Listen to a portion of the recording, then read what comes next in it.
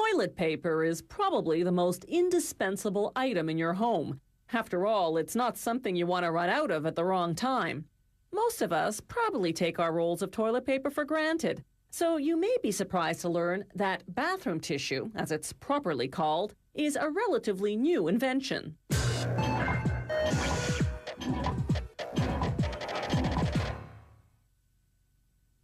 The Vikings used wool, the ancient Romans employed sponges, and French royalty wiped with lace. Then in 1857, an American entrepreneur figured that people had had enough of using leaves and corn cobs and newspapers and mail order catalogs. So he invented therapeutic paper, as he so tastefully named it. Toilet paper came only in piles of pre-cut sheets until 1890. That's when one company introduced bathroom tissue on a roll.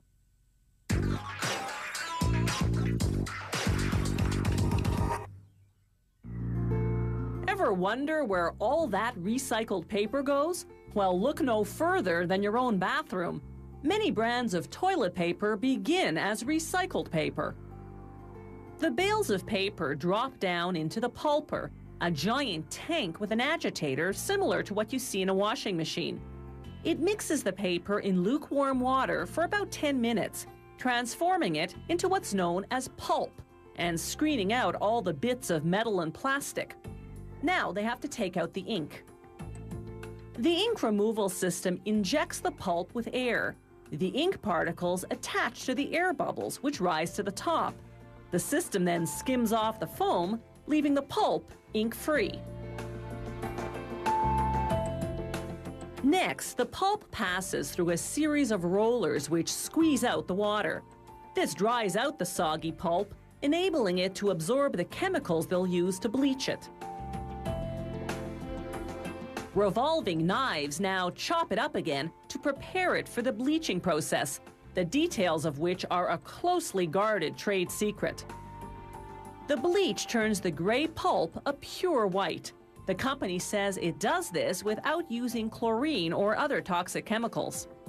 They spread the wet pulp onto a flat screen that runs through a hot dryer. In less than a second, the pulp dries into a delicate paper a mere 1/10 of a millimeter thick. Each spool holds 75 kilometers of paper. That spool now feeds a machine with rollers that emboss a pattern, in this case, a waffle print. The pattern isn't just aesthetic, it also makes the paper thicker and therefore more absorbent. Elsewhere in the factory, production is rolling, so to speak, with 2 strips of cardboard, each 8 centimeters wide. The machine coats the underside of the top strip with glue, then winds the 2 strips diagonally together to create a continuous cardboard tube.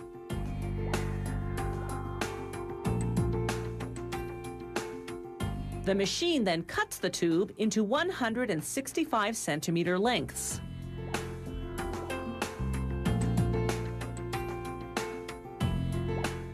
The tubes ride an elevator to the toilet paper zone. There, 2 giant spools of paper feed what's called the winding machine. The 2 sheets come together to form a 2-ply toilet paper.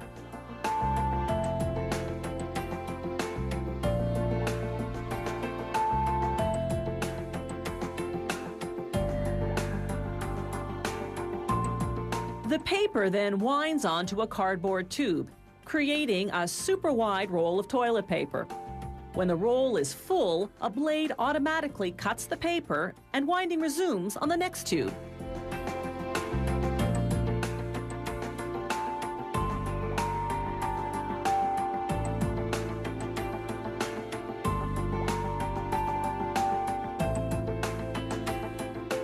The machine automatically seals the end of the roll with glue to prevent unraveling.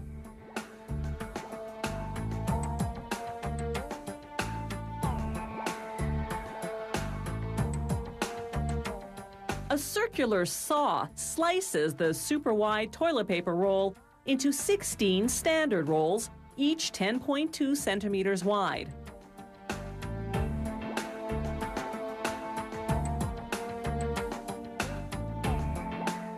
The toilet paper is finished and ready for packaging.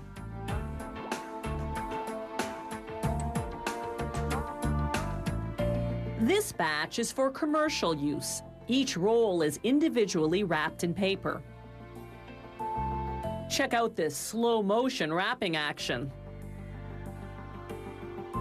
Toilet paper destined for residential use gets wrapped in transparent plastic, 4 to 30 rolls per package.